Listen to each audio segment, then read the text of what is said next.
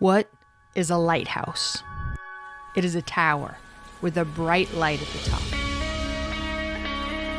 located at an important or dangerous place.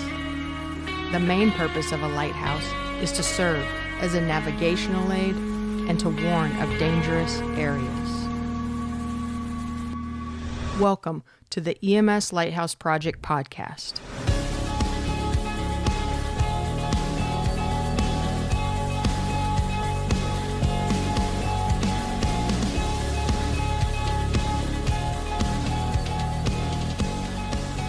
Illuminating the darkness of current EMS clinical practice with the bright light of science. Here are your hosts, Dr. Jeff.Jarvis and Mike Verkest. So, 9:47 left in the fourth. We let them score. It is now 44-7, Aggies over South Carolina. That's good. Welcome back, Mikey. Hey, it's like I was just here a minute ago, last week or 2 weeks ago. Or 3 weeks ago. Yeah, whenever it comes out. I appreciate you coming back down. This is great. Always fun to be in Austin. You know what? We're going to hit now episode 51. 5-1. 5-1. We got some more great interviews. Let me take a look at my notes here. We're going to start off with Leslie Brown. She's going to talk to us about whole blood versus packed red cells. Kevin Collopy is back with his randomized control of ketamine versus etomidate in RSI and its effects on hemodynamic status. Sean McAllister is going to talk to us about sepsis using the ESO dataset. And then we're going to get out with our buddy Dave Page. Sounds awesome. One other quick thing just from the notes of the EMS Lighthouse Project. As you know, we've been co-hosting this thing for what? Two years? I don't think we're even at two. Yeah, I don't know, something like that. Anyway, it's in plague years. Yeah, that's true. So it all runs together. You know, most of the time, it's Dr. Jeff.Jarvis doing all the hard work, doing the research, doing the pods, and it's partially his ADD. ADD, definitely, or OCD. And he hears something, he's got to just do it. And our schedules, they just hardly ever line up. This actually worked out pretty good. It did. So one of the things that we're going to do... Once in 2 years. I know, finally, right? So anyway, you didn't see me all that often, but it was fine. So we're just going to sort of turn that over and let him take this on. And I'll still be on once in a while, just as much as I am now, but it's just a scheduling thing. So we're just going to clean it up, make it a little bit more tidy, make it all Dr. Jeff.Jarvis, the Jeff.Jarvis. And my goal is to see if we can actually get Mike on sooner. I mean, who knows? Post-plague, assuming there is a post-plague. Exactly. Maybe we can get back in touch with each other a little bit more. I hope so. What do you say we talk some whole blood and helicopters? Yeah, this is going to be good, and I'm excited to re-listen to what she's talking about. Yeah. But I was a little surprised by this one. Yeah? The way, well, I mean, well, I want you to watch it, and then come back, and then we'll talk about it afterwards. We're watching right here. I know. But I forgot, they got to watch it first. This is true. So you watch Leslie first, and we'll come back, and then I'll tell you what I was surprised about. Let's do it. All right. Leslie Brown, welcome to the podcast. You have a really cool poster here. I went by, I looked at it and said, oh my God, we got to get her on the pod. Do me a favor, tell us who you are, where you work, and then we'll get into the meat of your paper. Excellent. Thank you for having me. Yeah. I'm a flight paramedic with Air Methods. If you don't know, Air Methods is a flight program. We operate several programs across the country in Alaska, Hawaii, and all over the states. I'm primarily based out of California, but have the opportunity to fly in other states wherever I have my license. So that's my background. How many states do you have a license in? I think I'm right between 15 and 17. I have a couple in the works. Yeah. Oh my Lord. It's a good opportunity to talk about Pcrf. You don't have the app, Pcrf. It organizes all of your stuff. It was funny, we were talking about that. Yeah. But literally, you can put in dates, you can ship those things to anyone who needs them, and it's a free app. So, oh man, that sounds like a lifesaver for me. So Leslie, in case you missed it, that's what's called a high-quality plug right there. Exactly. Right. See, this is the benefit of sponsoring Lighthouse Project. Exactly. Outstanding. Thank you for our gratuitous plug here. We had to do that. No problem. So you are a flight paramedic, Air Methods, practice in a lot of states. Seems like y'all probably see a lot of patients and you have access to a lot of data. We do. We're very fortunate that we have so many programs and access to all the data in one spot. And Air Methods does really, really back evidence-based medicine. Our clinical leadership and our medical directors are huge supporters. So we have a whole research department that allows us to kind of dig into that data in different ways and see what we can do for the betterment of EMS. Yeah. Outstanding. So, y'all probably see a fair number of trauma patients. We do. Am I guessing that right? You're right on The track. sickest of the sick. That's why we like it. Yep. It seems like trauma patients can lose blood. Maybe they Yeah. should get some blood back. Yeah. Y'all did a paper on this. Tell me what you did. We did. Well, we saw that more air ambulances were choosing to carry whole blood over packed red cells or plasma. And we wanted to know, really, was this the best choice for our patients? Is this something we should be moving toward? So we did a retrospective analysis of the data that we had over a 3-year period. It was 146 bases, 1,975 patients, so quite a few patients. They were all trauma patients that had received some sort of blood product, whether it be packed red cells, whole blood, plasma, platelets. And then we divided it into 2 cohorts. We looked at the whole blood cohort versus the packed red cell cohort, and we wanted to compare the outcomes. We looked at hypotension correction, tachycardia correction. We looked at just changes in heart rate, changes in MAP. We looked at the shock index a little bit. Good. We took it at face value, and then we ran it through logistic regression model as well to kind of see what the stats showed on it. So, I'm a research nerd, so I want to know some things here. Did you look at other products, or was it just red blood cells? We looked at red blood cells, platelets, and plasma. So were there any groups that got just plasma or just platelets? There were. We had 391 patients that didn't receive whole blood or PRBCs, or had a combination of all of them that would skew the data. So the majority of those 391 received either generally just platelets. Okay. Oh, just plasma. Just plasma. What was the total number, so we can kind of get an idea what proportion? The total number of patients was 1,975. 1,900 overall. Overall. So you said 3. So pretty small. I don't know. What is that? 10. I suck at Are math. you doing the math? 5% ish. Yeah. Got just okay. Got neither whole blood or PRBCs in the mix. So vast they didn't really majority count. got some oxygen carrying capacity. Yes. All right. I think we had 1,500 received PRBCs, and the 84 received whole blood. So it was a much smaller number with whole blood. Okay. It seems to be the latest, greatest thing. The cool kids, those folks from San Antonio, really pushing it. Yeah.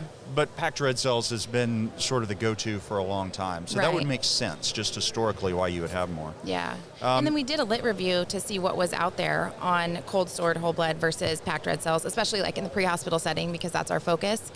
There's really not a lot of data. I don't think there's much out No. there. Yeah. No, there's a ton on fresh whole blood in the military setting, which has worked amazing, and it's super convenient, but So- it's not feasible on our side. So You didn't see that massive, all of those papers that Dr. Winkler has published from San Antonio? Oh, maybe there's a reason she didn't see those. Oh, Come on, CJ, get with the program, buddy. right.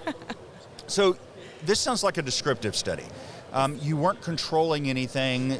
There was no intervention. You were just looking at the data you had. exactly. Awesome. And so you did mention you were looking at some surrogate measures, so changes in vital signs. Yes. And then you said you did some logistic regression. What was your outcome that you were looking for with your regression? We were just looking to see if one performed better than the other when we put it into the logistic regression model. We used parameters like scene calls, whether it was a scene flight or an IFT flight, because that does make a difference. Yeah. Male or female patient, adult patient, and then which blood products they received. So we really wanted to kind of set the stage and put it in the model. If all those factors were equal, would we really see the same outcome? And surprisingly, they both performed very similarly. So I'm still hung up on the methods for a second here. Did you run the regression for each of those outcomes for change in blood pressure, change in stroke index, or shock index? We ran it for change in MAP, change in heart rate, and then hypotension correction and tachycardia correction. Perfect.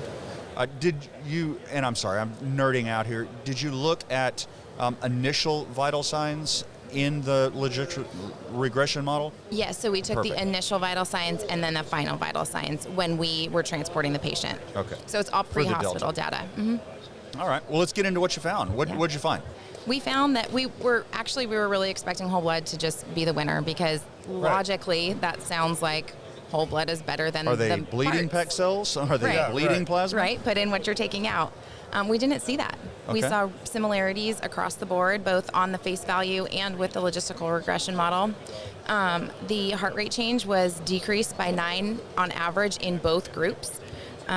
We had the same amount of tachycardia correction. The percentages were very equal across the board. So that surprised us. Yeah. We did use those with just the non-cardiac arrest patients, because obviously with trauma, you're going to have some patients that are in cardiac arrest when you find them, Right. or in cardiac arrest upon arrival at the hospital. So we took those folks out and just looked at the survivability with each of those groups that were already alive, essentially.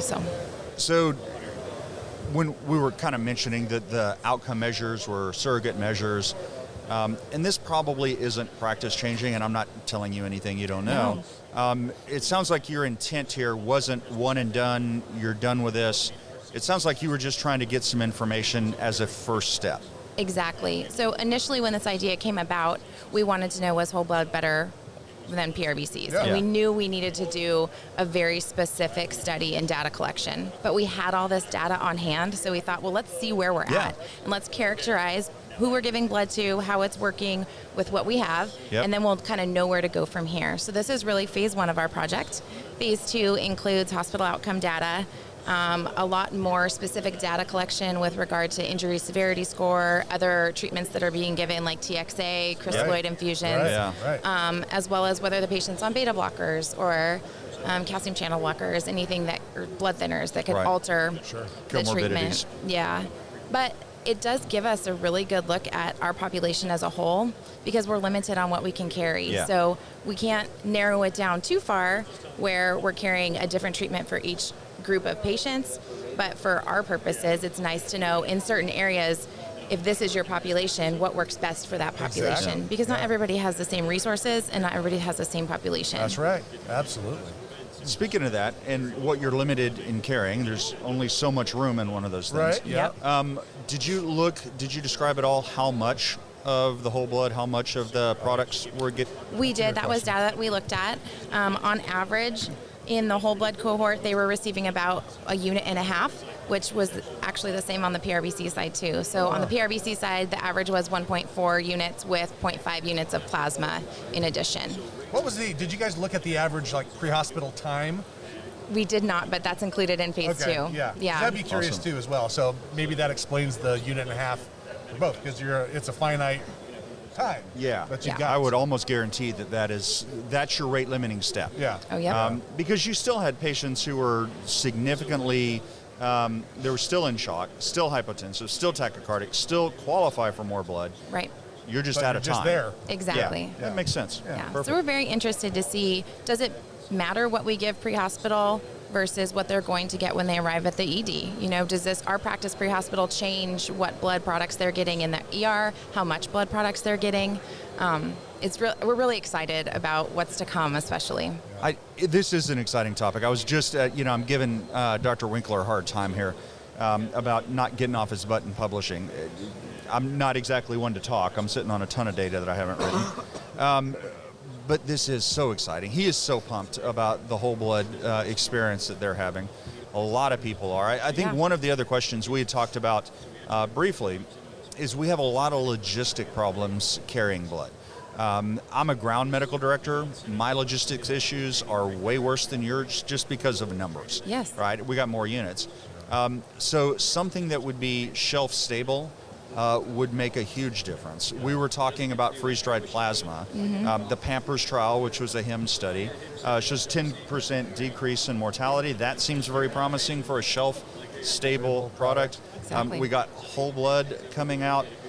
Really, I think you're exactly right. We are right at the tip of a really, really interesting time. Hopefully, we're going to get some great answers. I agree. And I think it's not just trying to figure out who's the winner. We're in a very competitive business. I think everybody in EMS in general is just competitive in nature. It's kind of how we got here. Exactly. But it will give us an idea of what works for different systems. And I think that is going to be the biggest benefit, is knowing that for your patient population and your resources, Yeah. this is the best way to take care of your patients. Yep.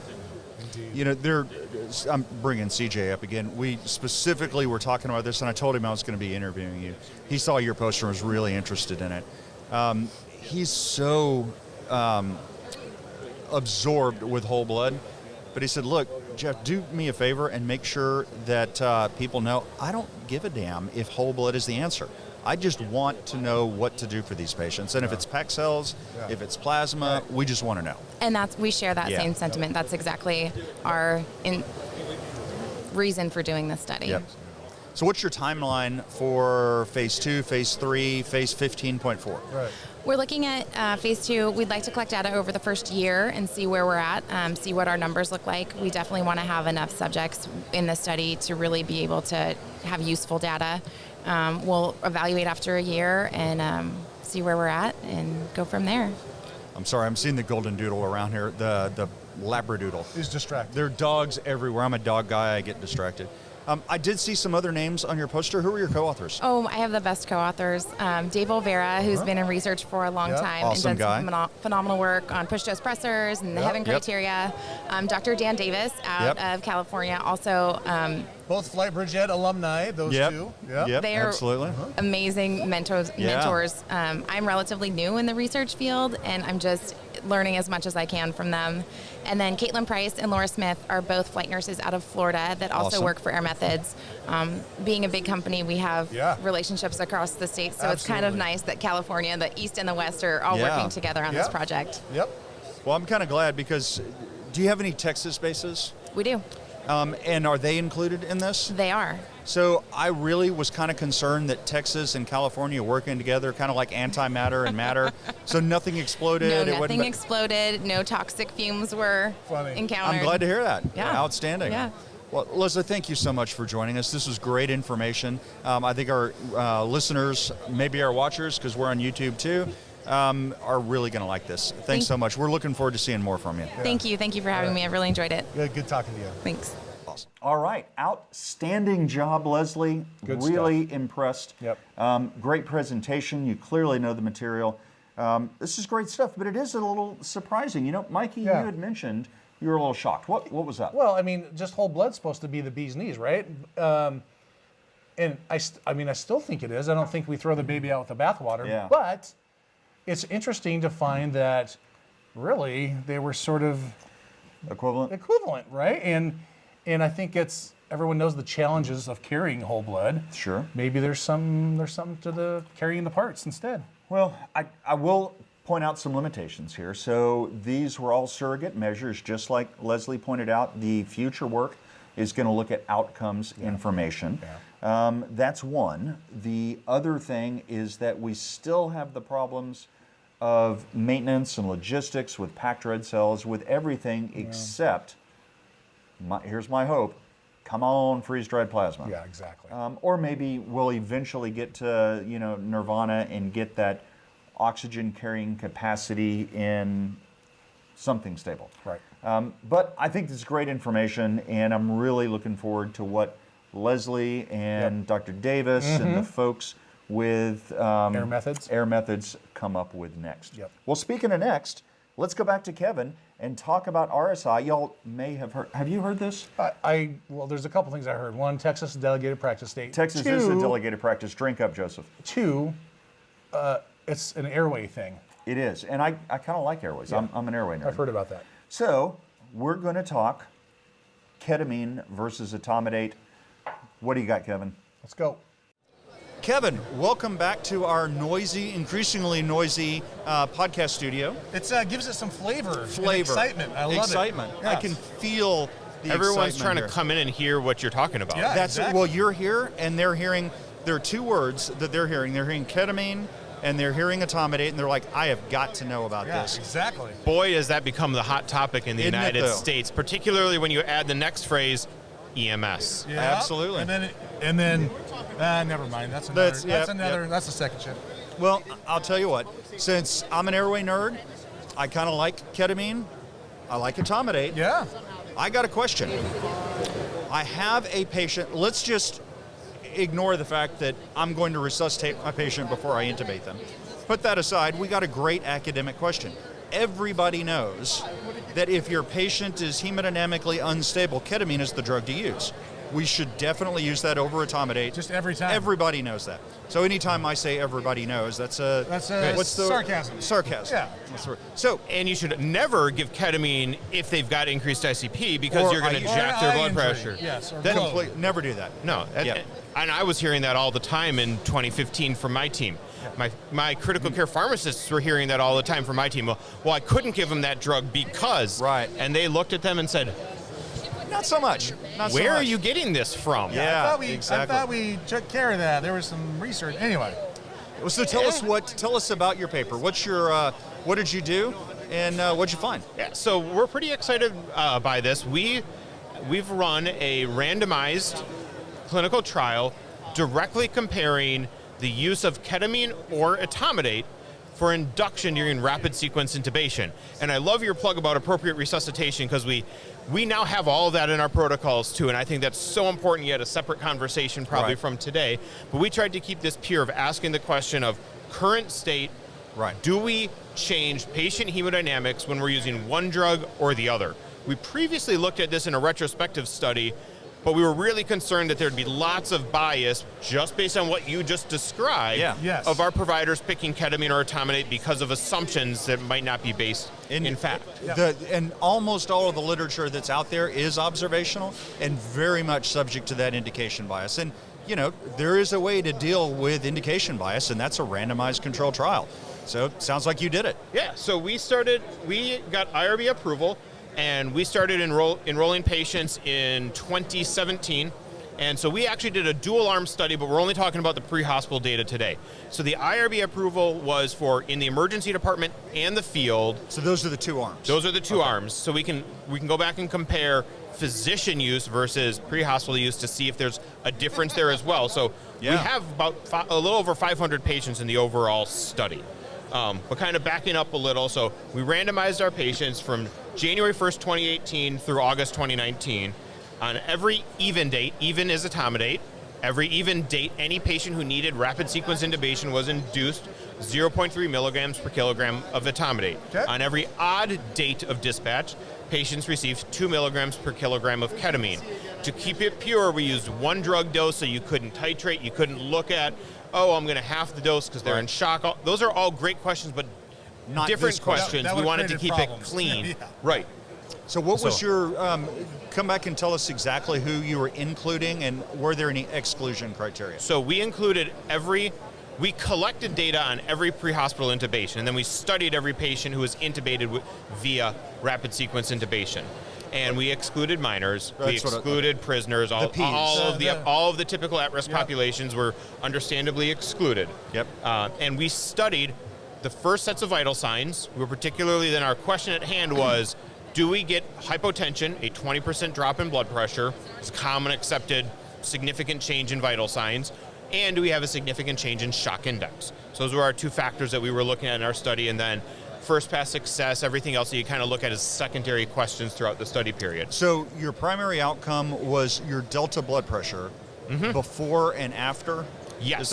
Before the drug and after the drug. Yes, so we looked at last set of vital signs before intubation, and then we monitored the patient for up to 15 minutes after induction, but we stopped if any additional sedatives were given. So if I gave more ketamine, or I gave propofol, or I gave Versed, something God else forbid someone gives more etomidate, that's a different conversation, but they shouldn't have in our protocols. You don't double dose etomidate. That's, I think, well known at this point in time. Their adrenal glands will clearly spontaneously combust. Yes. Right, but it's not a good practice to be in. If you need it, you need it. We all know it happens. But we stopped at that point, so we didn't mix in other drugs that could really mess with blood pressure. And we did look at, did you get any analgesics afterwards? What other kind of supportive drugs did you get? So we had it up to about 20-minute period of time we were monitoring the patient for changes in hemodynamics. We ended up enrolling 195 patients in the study. It was, and I'm just kind of, sorry, I'm scrolling through my slides, 92 in the etomidate arm and 103 in the ketamine arm. Not bad, so not bad. A reasonable study. Yeah. We are going back, and we have a subset of patients that we excluded because they got wrong drug, wrong date. And you were doing this as an intention to treat analysis, correct, right? Yeah. So, okay. So because it was intent to treat, we're allowed to go back, and we are going to include those patients now that we've gotten IRB clearance to do so.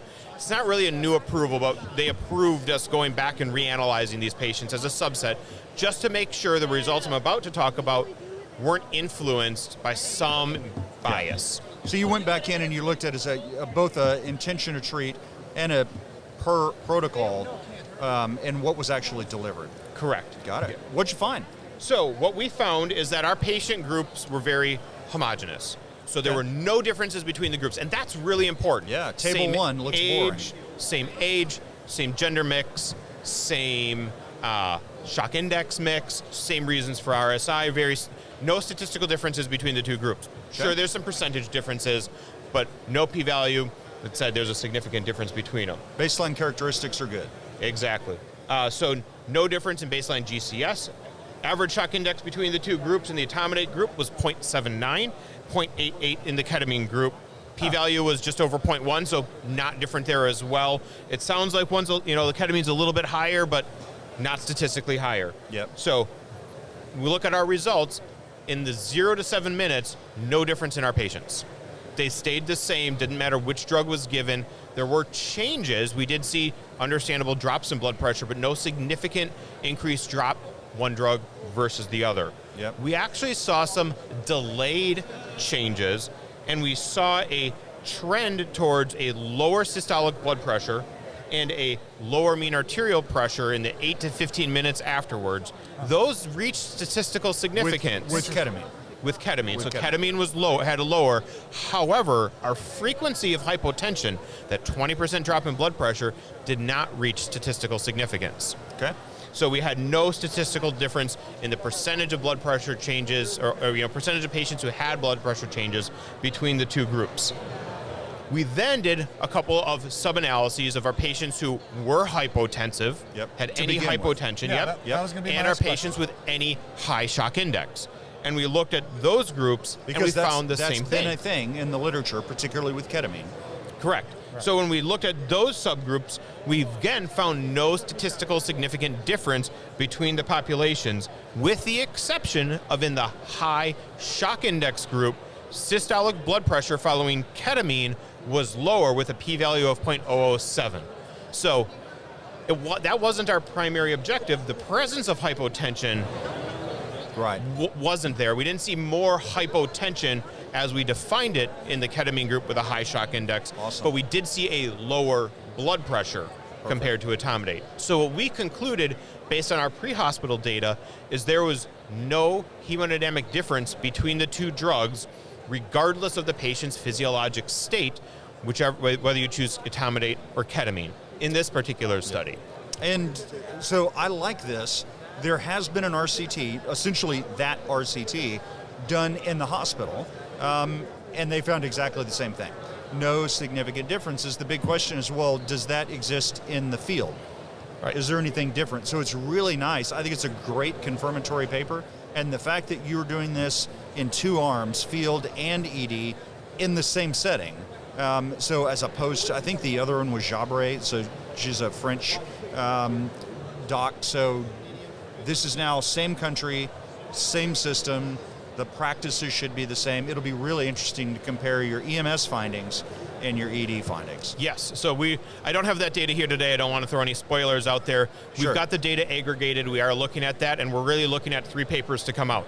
Just emergency department, just EMS, and then all of it combined. So you're going to see 3 papers coming out in the next year. We got a whole team of people working on it. I'm just one of the representatives. I happen to be the pre-hospital guy, so I get to come talk about our pre-hospital data, and it's really exciting. And we are really hoping that now that we've looked at this in a single system, New Hanover Regional Medical Center owns local countywide EMS, so we had it in 1 county, and my critical care transport team touches patients in 7 counties. So we had patients from the surrounding counties. So we had a large geographic spread, but really only 1 system. So what I'm really hoping to do next is get 2 or 3 other hospitals to, hey, can we do this same study but across a larger geographic spread at the same time? Let's really be confident in saying that there's no difference between the 2 drugs, or Did I have a locality bias? Do I have information that's skewing our results so we don't want to make that absolute conclusion? And I think it's important to say this is one study. Yes, it's randomized, but we can't say this is not a landmark study. This is not something that should change all of our practice, but it should give us confidence. Yeah. Whichever drug you're using, you're probably doing okay. Absolutely. What's your takeaway tweet? So if I think there's a bunch of them in this study, and I think our biggest difference is both drugs in RSI are equally unsafe. So I would say ketamine or etomidate, both are equally unsafe in RSI. So that's what I was hoping you were going to say, because that's one of the things. I think you're being overly cynical in your approach, but I think you make a good point. I think the danger, and this is the same thing that Dr. Fernandez and Crow found with their ketamine study, is we have an assumption that ketamine is completely safe, and it turns out it's not. It's probably a reasonable drug. It turns out if you need to be intubated, you're probably not the healthiest in the world. But you still need to be intubated, and we have to use something, and we need to be informed about that. Right. So I think this is great work. I'm really, really excited about it. I'm looking forward to reading the paper. Thank you so much for joining us today. Thanks. Happy to be on. Excellent job, brother. Good seeing you again. You too. All right, Good take job, care. buddy. All right, well, thanks, Kevin. Again, appreciate you swinging by the booth twice to talk to us about your research. And I think it's just another study looking at ketamine, and it's just not everything people think it is, right? And so, our buddy Dave Olvera did a study on this. Yep. And the takeaway was that from a lot of people, I don't think Dave was saying this. Wow, incoming. Leave that in there. But it was that ketamine does not fix hypotension. Exactly. Well, duh. Well, no. It's not supposed to. Well, I know. And that's the problem, is that people put a halo on it. Exactly. A little unicorn horn. And it's a drug like any other drug. Right. Well, it's easy. I'm going to give some ketamine, and that's going to bump their blood pressure and their heart rate. Well, what if there's nothing left to give? Yeah. Right? Like, you can't squeeze the blood out of a turnip. It's not gonna work. I think we just need to recognize that ketamine is a really, really good drug, but it's not a mixture of an induction agent and a vasoppressor and glucose and a steroid and, something great. Right. It's not droperidol after all. Anyway, great work. And this is very consistent with other work that has been done. Indeed. Let's go next to Sean McAllister and find out about some sepsis using a wonderful data set. The ESO data set. The ESO data set. A great plug out for ESO, who does not sponsor us. Nope. Perhaps they should. Perhaps. But they have a wonderful data set, and I really do appreciate them making this data set available to the research community. We are learning a massive amount from this. Yeah. Thank you guys very much. Let's hit it. Sean. All right. Sean, thank you so much for joining us. Let's talk some sepsis, shall we? Thanks for having me. Absolutely, man. I'm glad to see you here. This is exciting stuff. I'm really interested in what you have found out here. So first off, if you don't mind, tell me who you are, where you are, and how you came in contact with this data set. Sure. So my name is Sean McAllister. I'm a current Master's of Public Health student at Boston University, interested in EMS research, so specializing in epidemiology and biostatistics right now. So that led me, when in my senior year of college, being like, I don't know what I want to do with my life, approaching my medical director to kind of figure out, how do I combine these two aspects of my life, research and EMS. So let me go back and ask you about that. Sure. EMS. So you have a background in EMS. I do. I've been a basic for about 3 years working at a 911 ALS service. Perfect. So approached my medical director, wanted to combine it. I said, well, what do you got for me? And he said, I got the perfect contact for you, and gave me Dr. Remley Crow's contact information, and we've been working on this project ever since. Awesome. You have a wise medical director to hook you up with. Yeah, I do indeed. Right. Awesome. So tell us about this project. What'd you look at, and what'd you find? Yeah, so we looked at, in the field, we know that sepsis is a really important issue, that we see a lot of those patients. It's really prevalent in the hospital. And we wanted to know, well, how good are we as a profession at recognizing sepsis in the field? And when we do recognize sepsis, what are the implications on patient outcome? Kind of the most important question. Absolutely. All right. Well, tell us about your methods. So what we did is we used the ESO Data Collaborative data set, which links ICD-10 codes, so hospital chart records, with the pre-hospital care record, so that we know what the outcomes of these patients that we drop off are. So with that in mind, we used patients with a primary, secondary impression of sepsis, any part of the septic specialty form on the ESO platform that was filled out, or that they triggered a septic alert, and we lined that up with the ones out of the hospital that had a septic ICD-10 code. And we looked at identification and then patient outcome based off of those linked charts. Perfect. So your inclusion criteria to filter through the data set was based on ICD-10 code, right? And yes, septic patients in the pre-hospital setting that had a linked ICD-10 code. Perfect. So that's your population. Yes. And then you were looking, it sounds like one of the things you were looking for is, did EMS recognize it? Yes. Using the things that you described. Yes. Primary, secondary, perfect. You got it. So ESO, just in case the group isn't familiar with that data set, there are some specialty forms that you can use to identify, and I believe they have both QSOFA and SIRS, right? They do. Mm-hmm. Okay, perfect. And we took a liberal definition with that. Doesn't mean they had to be positive or negative on those scales, as long as they filled out something on that scale, just to kind of maybe there was a hint. Right, exactly. Yeah. That's a suspicion of cause was there. Yeah, okay. Kind of like, well, if you did a 12 lead, you might have been thinking about their heart. Right, exactly. Reasonable. So you got that set up, and then what kind of statistical analysis did you do, and what did you find out? So we did descriptive statistics, and then did a Wilcoxon ranked sum and chi-squared, and then did multivariable logistic regression models, which is a lot of jargon, but... I want to know what did you use chi-square on, and why the Wilcoxon ranked sum? So I would have to... Because if I keep asking people this, maybe I'll learn it at one point, and we'll have to not keep bugging And that's the thing, Rimley. too, is I haven't necessarily come into that part in my education yet, so I'd have to... Fair enough. Pawn that out to Remley, but exactly she's what I do. the senior statistician on the project, let's put it that way. Fair enough, fair enough. I guess the most important question is, what statistical programming package did you use? So she uses Stata. What did you use? I use R in my studies. Outstanding. The interview can continue. Good answer. Good answer. Down with Stata. All right, perfect. So this is a constant thing. I'm an R guy. She's a Stata gal. So you have to have that fight, constantly. Absolutely. So tell us what you found. Absolutely. So we would expect that, we get called to the nursing home quite a lot. There's always the index of suspicion there. We would expect pretty high recognition of septic patients. However, it's actually only about 22%, which is less than 1 in 4 patients. So less than 1 in 4 septic patients that we come in contact with are we actually identifying.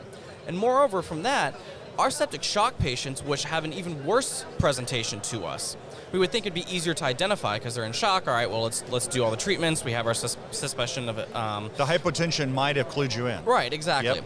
It's actually marginally better. It's only 24%, which is still less than 1 in 4 septic shock patients are we catching in the field. Yep. And so what? What does it matter if we identify them in the field or not? So there's a couple of things I want to answer that with. It's been established in the literature that EMS does play a vital role in the early treatment of sepsis. Not only can we start giving them fluids, can we give them vasopressors, but what else we can do is we can trigger that septic shock alert at the hospital. That way, boom, they're ready, they're going down that course already. We can get a shorter time to antibiotics. And that's the key there, because the shortest time to antibiotics is the number one thing that we can do as providers to help septic patients. So if we can do that in the field and we do that well, we hopefully can establish that shorter time to antibiotics. However, with that in mind... And the reason we care about antibiotics is because of ultimate outcome, which is mortality. Right. And you looked at that. We did. And when EMS catches sepsis, there's a 51% reduction in odds of patient mortality. So it's really, really important that we are catching these sick patients. So you said a 51% reduction. So you did an adjusted... we did. That was our adjusted. Adjusted odds ratio of 0.49. Did I get the math right? Yes, I believe so. So that's kind of important. It is. I think that's an important finding. So give me, if you will, a tweet version. What's your tweet about that sums up this case and tells us why it's important and what we should do with it? So my tweet would be, EMS as a profession is catching less than 1 in 4 septic patients. And we need to come up with better ways to be able to catch that, because when we do catch it, we do see a significant impact on patient mortality. We do make a difference, so we do need to be able to come up with better ways to be able to catch those septic patients. Sean, I think you just teed up on that. That is a beautiful tweet, a great summary of your work. I really do think this is important. It is a clear opportunity for improvement, whether the improvement is better documentation of our concerns of sepsis, or is, unfortunately, I suspect, actual recognition. Right. But we got to do a better job, and I think you've made a great case for it. Absolutely. Well, I appreciate you having me. Absolutely. Thank you so much for joining us. Thank you, guys. Nice job. Appreciate it. Great job, Sean. I was very impressed. Good stuff. Yep, good stuff. Great presentation. You're clearly very well prepared. It's not surprising. Rimley picked a great student to work with. You're doing wonderful things. I think that you really demonstrated your outstanding judgment in the choice of statistical programming packages. Yes. R for the win, baby. Great job. Seriously, man, you did a good job. Let's wrap it up now. Since we're talking about a bunch of research that has been published and presented at the PCRF, let's go to Dave Page. We're going to talk about PCRF, and then we're going to talk about some research he did comparing curricula in the U.S. to curricula in Mexico. Kind of surprising about really how they train EMTs versus how we do it. Interesting. I wasn't privy to this one, so let's watch it This was together. an after. I caught him as he was headed out to the hotel. I tripped him. Said, Dave, you got to help me out. Perfect. Dave. Jeff! Thank you for joining us, man. It is my pleasure. We're still here at Expo. The exposition center has closed. We got kicked out of there. We're diehards. We're to the end. To the end. Yeah. So, And there's no Hurricane Katrina coming at us, so this happens to be an expo that's a safe expo. Exactly. Oh wait, there's microbes flying in the air. Correct. But you're vaccinated. I'm vaccinated. All right. life is good. Good. Life is good. Man, I know that you're about to get kicked out of your hotel and need to get back over there. So I'm not going to tell you he's getting kicked out, for bad behavior, but he does need to get back to the hotel. Two things I want to talk to you about. I want to talk to you about PCRF. We're going to do a blatant plug for PCRF. Excellent. And I want you to talk about it. And then I also want to talk about a research poster you did. So let's first off talk the research posters here at EMS Expo. Great showing. There's research Isn't it all over great? the place. 42 projects. Incredible. It was amazing. Yeah, love it. Tell me what the PCRF is, and tell me what this whole thing at Expo was. So the Prehospital Care Research Forum was established in 1992. It's a nonprofit foundation it's intended to help EMS providers at all levels get research done, disseminated. So we want to teach people how to do it, we want to help them do it. And then we have a forum, which happens to be in conjunction with this venue, the International Scientific Symposium, where we accept abstracts from anyone who wants to submit them. We have experts blindly judge them and rank them, and that is what we call peer review.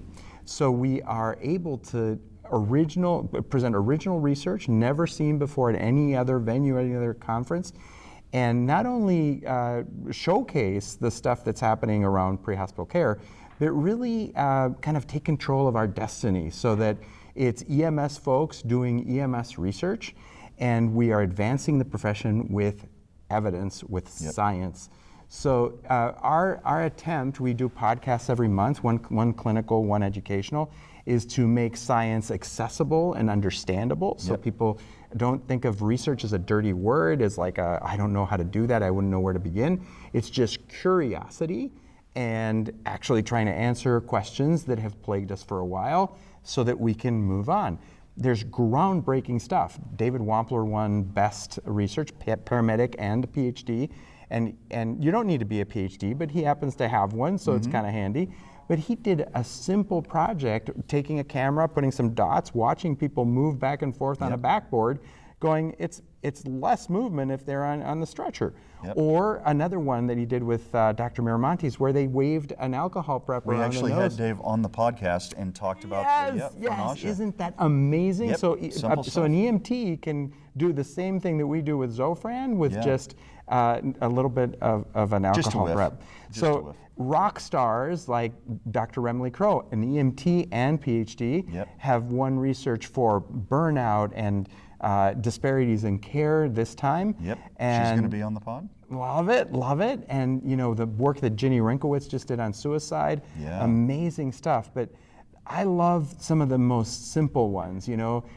When I started coming to the research forum and Dr. Baxter Larman, my mentor, was encouraging research, Yep. he just did some real simple experiments. He took 3 suction machines, he put some soup there, and he said, okay, which one sucks better? And in fact, it was like really noticeable that we Yeah. can't get the suction machines to work in the pre-hospital area, which led to improvements in the size of the tubing and all sorts of ways in which they increased suction. So these things help us advance the profession. Absolutely. So it's 2 things. I could talk about it all day long. I know, and I love it, and that's the reason I wanted to have you on the pod. You're so passionate about it, and that's just inspiring. It gets other people interested in it.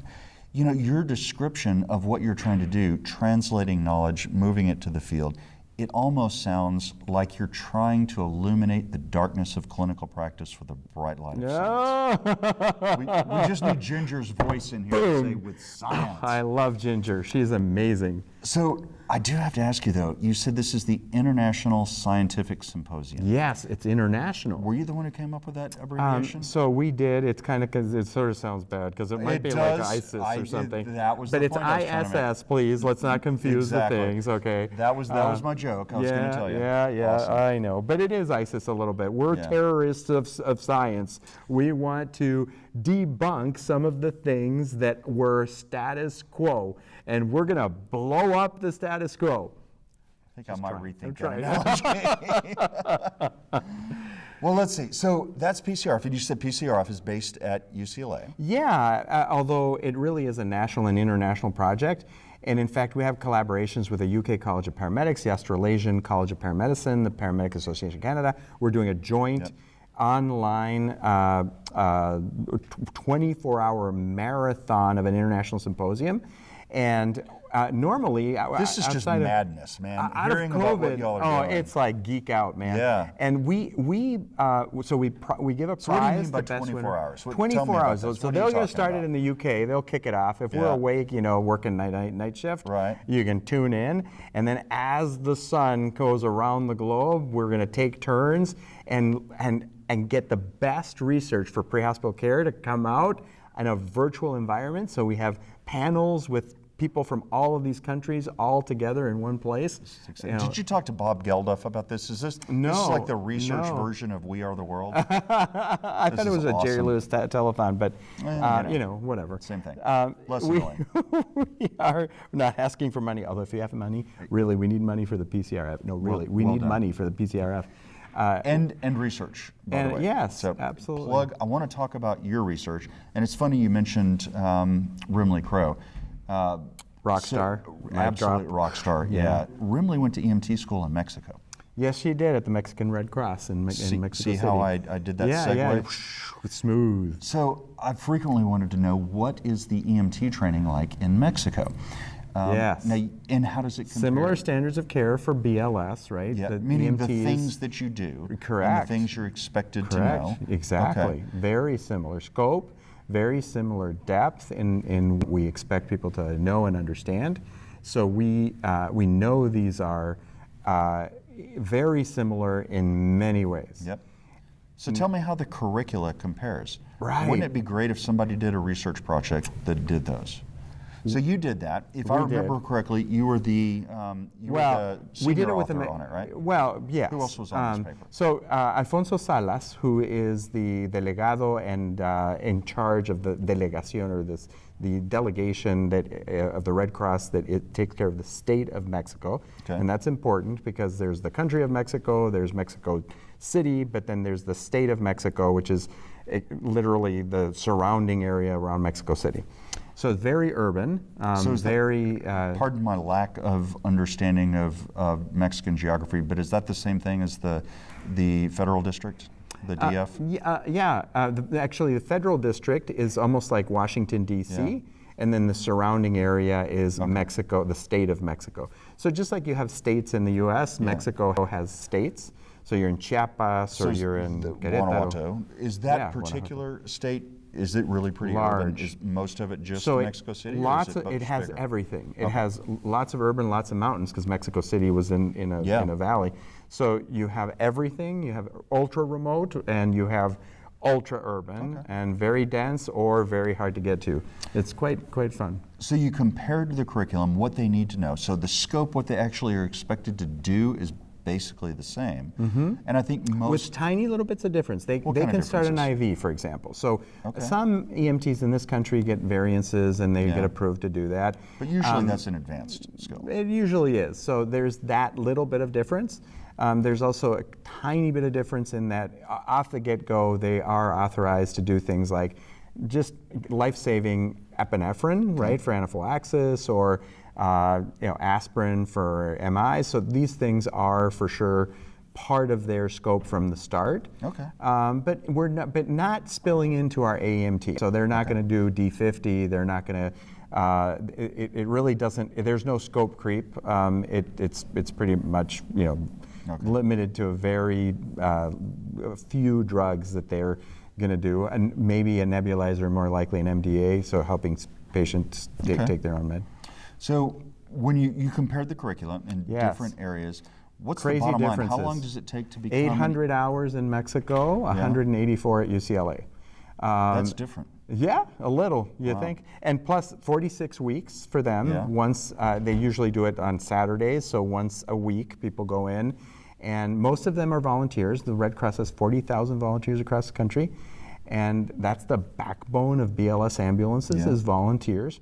So these are people who have regular careers and they're coming in once a week during the year. You see great variations, for example, they do 24 hours of neurology at the didactic level, whereas we do 2 hours of neurological emergencies. And they will spend a lot more time, like 138 more hours, doing simulations and do a lot of that, role playing and simulation.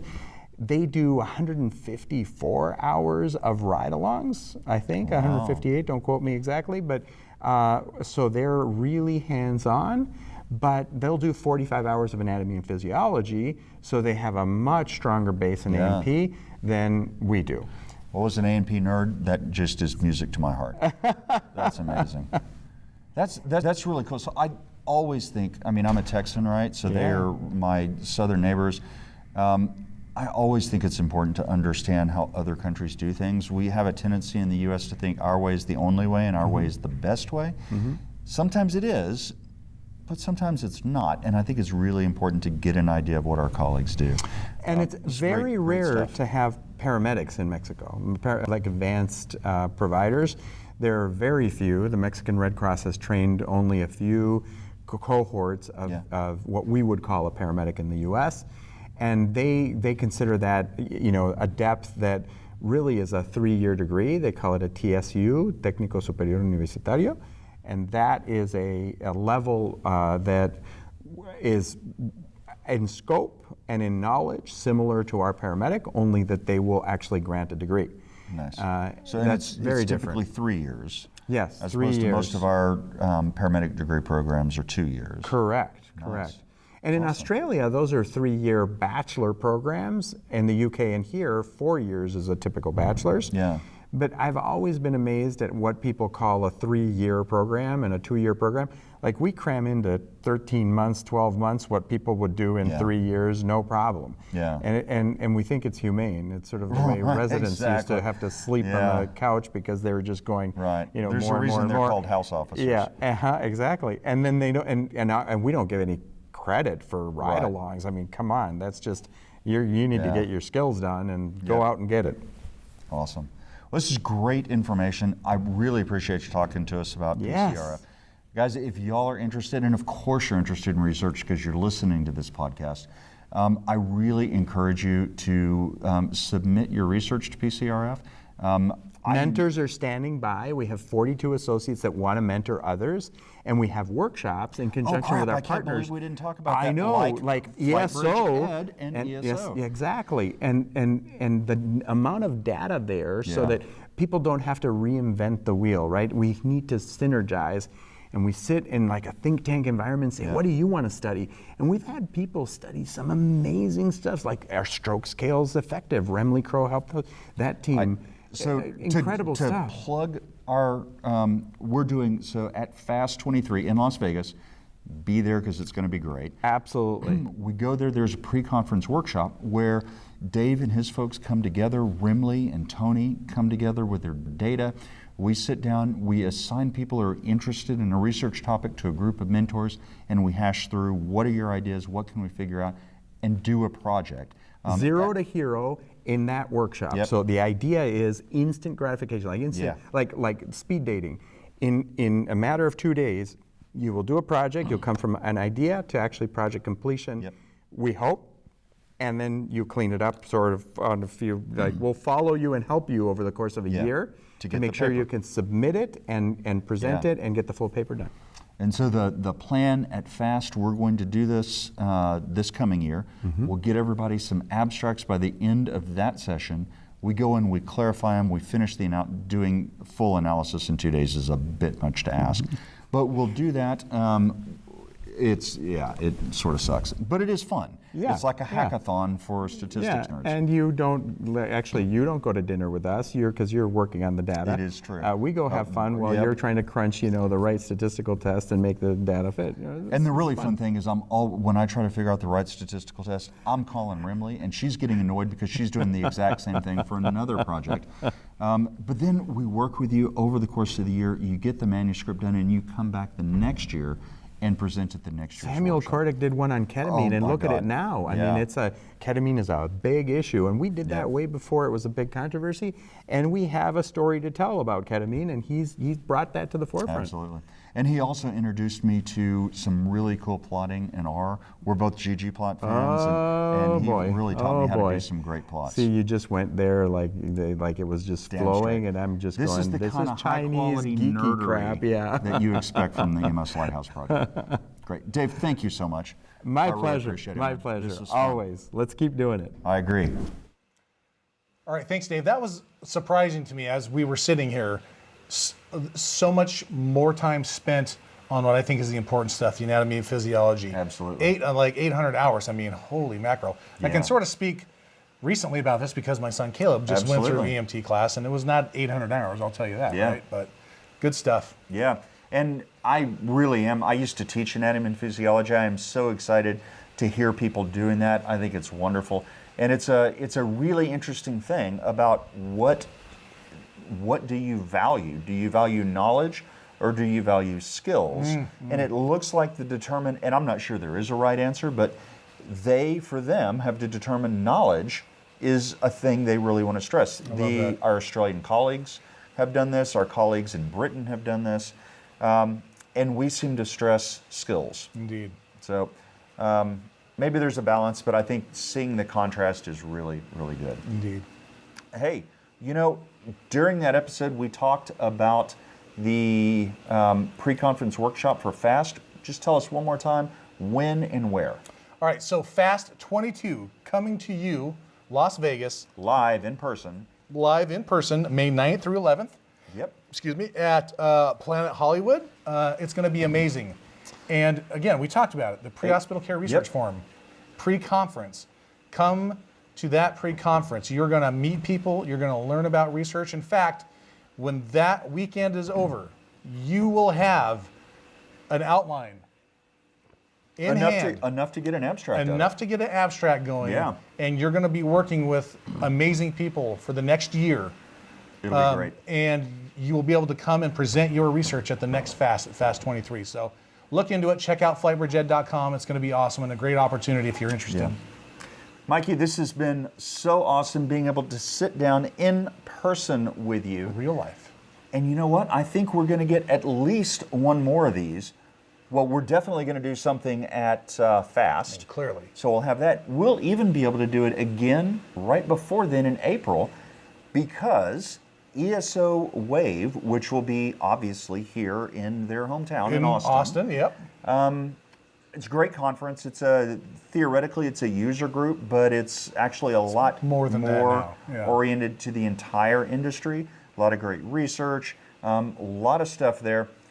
But you're bringing in the Fire Dog. I am, yeah. So April 18 through 22 here in Austin. Fire Dog will be here. We're going to be doing a live podcast lounge. We're going to be doing some audio and video stuff. It's going to be awesome. So obviously I'll see you there. Absolutely. Ratu is going to be there. There's going to be a bunch of people there. All of our good friends are going to be there. You should be there too. You really should. And then we'll actually see each other one more time right after that at IAC in Lake Placid. Oh, yes. And then we'll be in Vegas. So that's going to be a busy couple of months right there. It is. And I'm really looking forward to that because, first off, IAC, that was my first post-plague, well, I can't really say post because it's still here, but True. The first time I got to get out and see people in person, it was wonderful. And on top of that, I got to meet the folks there, and they are really, really good people. It's a great conference. If you want to get to upstate New York, you want to come to Lake Placid, definitely check it out. Initial Assessment Conference, IAC. It's going to be great. Yeah. Perfect. Cool. Well, guys, I think we need to wrap it up. You are back to Formula One tomorrow. Indeed. And I am off on, hopefully, seeing how my travel luck holds, I'm on a plane for Boston for ASAP tomorrow morning. Hopefully it'll be good. Maybe I'll see some of y'all there. Yeah. Let's take it out, shall we? Okay. All right. Well, on behalf of Dr. Jeff Jarvis, Mike Verkest signing off, at least for the final time for a while. You've been watching and listening to the EMS Lighthouse Project podcast, proud member of the Flightbridge Ed Podcast Network, and a Fire Dog production. Okay. We'll see you guys on the next one. Take care, Bye. y'all. You've been listening to the EMS Lighthouse Project podcast, a proud member of the Flightbridge Ed podcast family and a Fire Dog production. Visit flightbridgeed.com for more information.